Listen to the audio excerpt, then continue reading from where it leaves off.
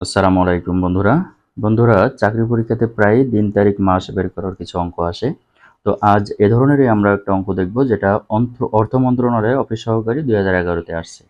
প্রথমত আমাদের খেয়াল করতে হবে যে অঙ্কটার কি দেওয়া আছে। 17 দিন আগে সোনিয়া বলেছিল যে তার জন্মদিন আগামীকাল। কতদিন আগে? 17 দিন আগে। 17 দিন আগে সোনিয়া বলেছিল যে তার জন্মদিন আগামীকাল। আজ মাসের 23 তারিখ হলে, খেয়াল রাখতে হবে যে আজ মাসের 23 তারিখ হলে তার জন্ম কোন তারিখে। প্রশ্নটা হচ্ছে দুইটা পার্ট দেওয়া আছে।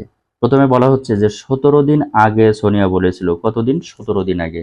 আজ মাসের কত? 23 তারিখ। তো আমরা 23 থেকে 17 বিয়োগ করলে পাবো যে 17 দিন আগে আমরা পাবো। অর্থাৎ এই অঙ্ক করার জন্য আমাদের 23 থেকে 17 বিয়োগ করতে হবে। সেক্ষেত্রে আমাদের আসবে 6, 17, 6।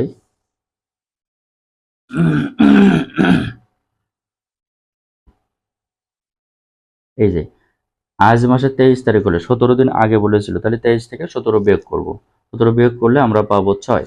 এখন বলা হয়েছে এই যে আজকের দিন, অর্থাৎ 17 দিন আগের যে দিনটা, সেই দিনটা আমাদের বের হলো, যেটা 6 তারিখ।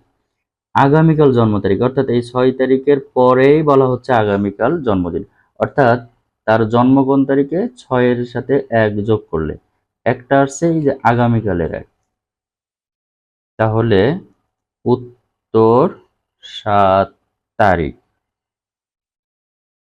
ওই মাসের 7 তারিখে তার জন্ম।